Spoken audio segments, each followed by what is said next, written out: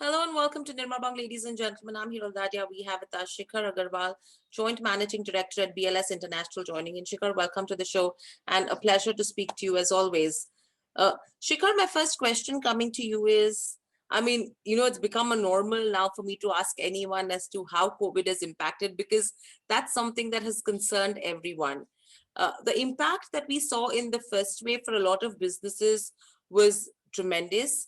It started to wean off slightly, and then you have the second wave which is coming. An industry that you function, that you belong to as well. If you could just help us understand how has the impact been in both the waves, and how prepared are you to conquer the third one? Thank you, Hiral, for inviting me for the webinar. As you know, BLS International today is in 66 countries and we are working with more than 46 client governments. We have processed more than 50 million applications till date and are on track to become a global leader in our space. Uh, as we know that pandemic has affected all sectors, our sector has been affected also heavily. During the first wave, what we saw was there was a complete lockdown all across the world. All our offices were completely closed in different parts of the world. Some parts of our business in citizen services and banking correspondent was still working and still ongoing. So we were getting some revenue from that during the first wave, but otherwise it was a complete lockdown.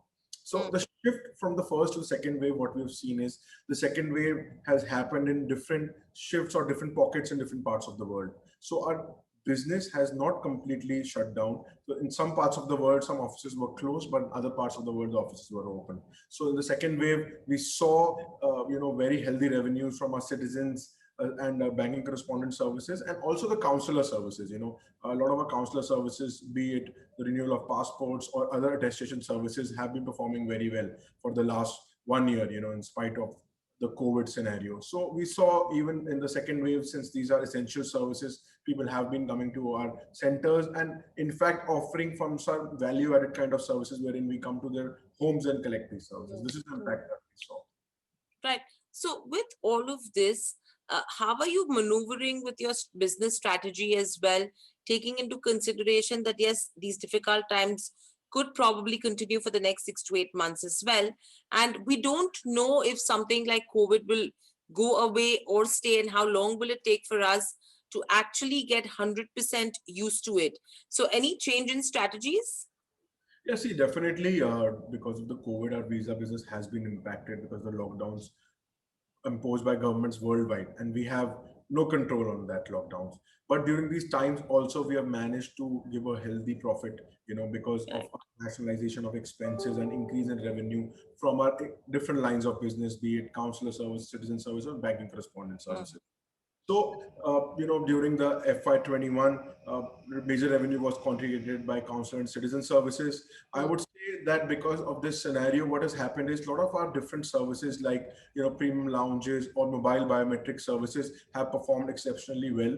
People are not wanting to come to the centers to avail these, services. They want the delivery of services like visa and passport, but then offering for different methods or mechanism wherein we go to their houses and deliver these services, or they choose for courier. Our strategy has not shifted as much. We are focused on our business of visa counselor and citizen services. But what we have seen is that the revenue from counselor services and we recently won contracts from state governments like UP, where we opened 10,000 centers across the state of UP. Our banking correspondent business with the State Bank of India, where we have 1,900 branches in 5 districts, 5 states in India, have performed very well. We have been part of the direct money transfer scheme of the government of India. All these businesses have performed very well during these times. Okay. So with all of this, as you mentioned, you have still managed to be profitable and in fact given good numbers as well on that front. Another thing is that despite the fall in revenues, you have minimized the decline in margins, and that's again on the back of the expenses that you've realigned in line with the business operations. Is that something that you think could be one of the best practices that could continue in the future as well, or do you think it's really constrained to continue with something like this for a long period of time on a sustainable basis? So, Hiral, what happens is that as we are a company which is cost efficient company, definitely, the good thing about our model is an asset light model. We don't have very high fixed costs. So we have very flexible agreements with all our landlords across the world. For us, the major expenses are the salaries, the rentals, and the refurbishments. So we have negotiated that with the governments across the world, wherein our rents were reduced. We have renegotiated the salary with the people, that has been reduced to streamline it according to the operations that are currently happening. Mm. And we've also got incentives from a lot of governments like the US, UK. So all these expenses or change in scenario have also reduced the cost of working for us. So that has definitely led to increase in margin. Going forward, I feel definitely the new learnings that we've had in this scenario will definitely lead to a big cost realization in the near future. There's a different way of working now. We are also using a lot of technology in our work. We are operating with we are using more softwares to process applications than manpower. So definitely, I think this rationalization is here to stay. Definitely, there will be an increase of expenses when things Mm. open up more. But definitely, as we have learned during the scenario that we can operate at this level, there will be a savings and increase in margins. Okay. And overall, with regards to where FY20 goes, there was a one-time impairment charge of around 27, 28 odd crores on account of closure of UKVI. In future, do we see any impact of the same, and what happens to that part of the business?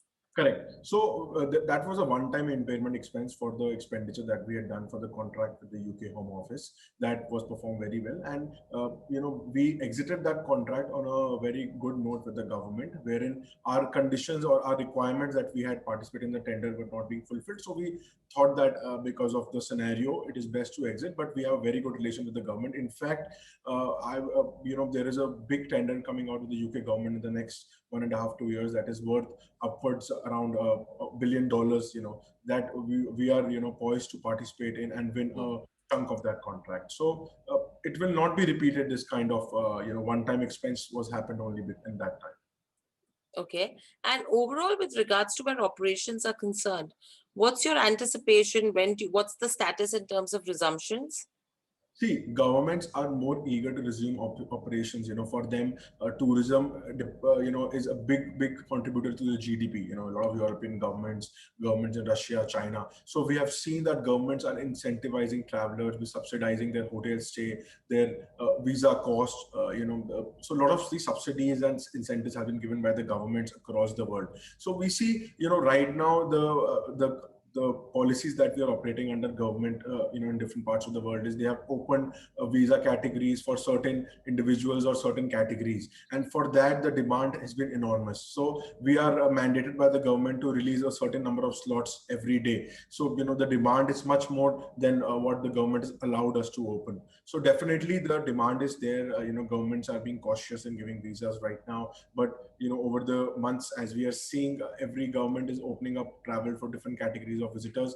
We are assuming in the next few quarters there should be a big resumption of demand, and as we know, there's a big revenge travel that has been there. We see it in the domestic market in India, we see it in the domestic markets in the US, in different countries worldwide, wherein people are traveling domestically. Now, given the opportunity of traveling internationally, everyone is eager, Hmm. to visit abroad.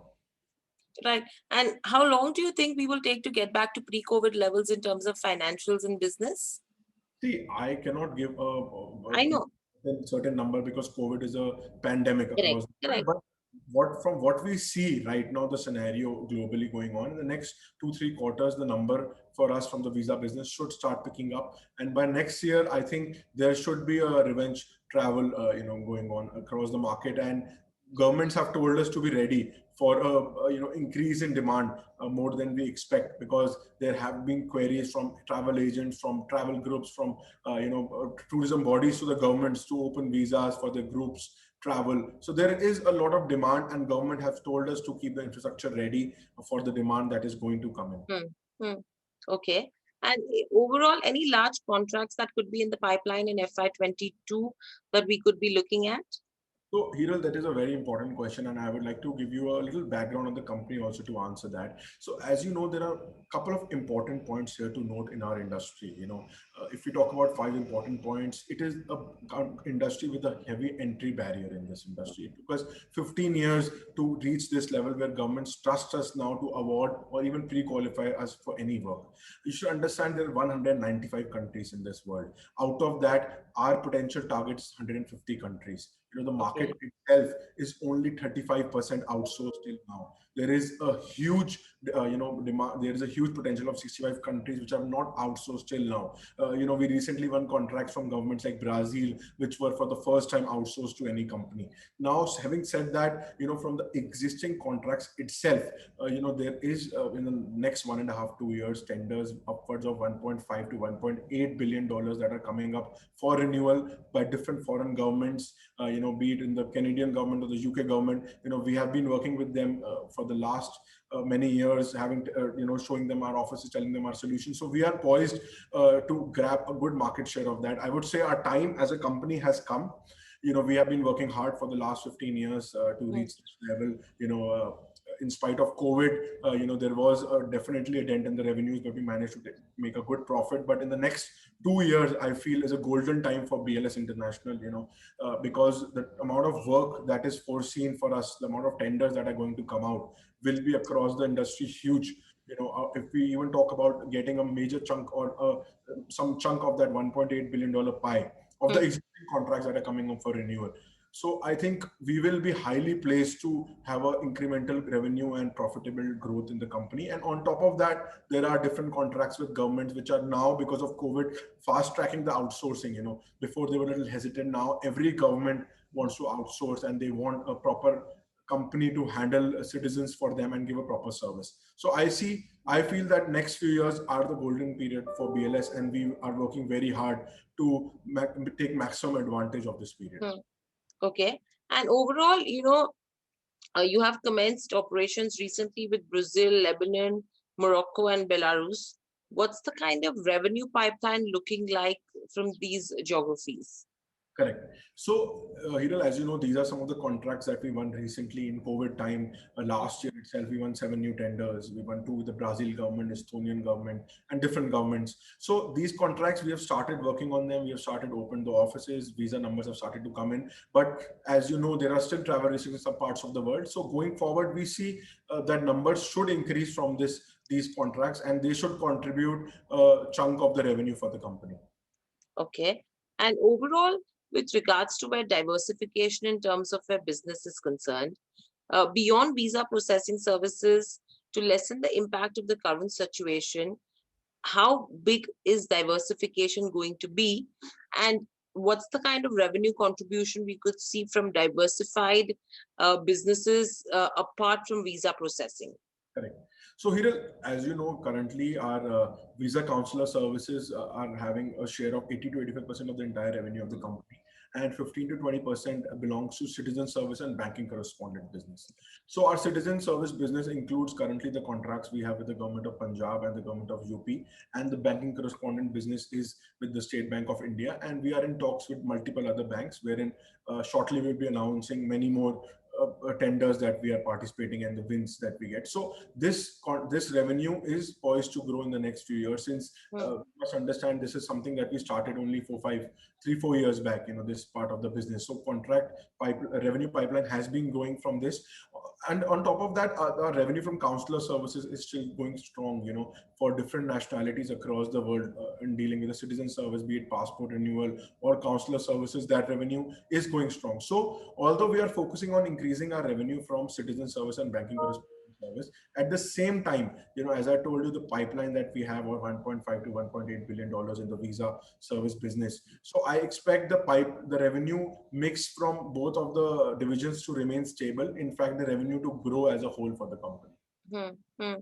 Okay. And overall, with regards to where global and domestic opportunities go, where, will our eyes be? Where are we going to concentrate our strategy on?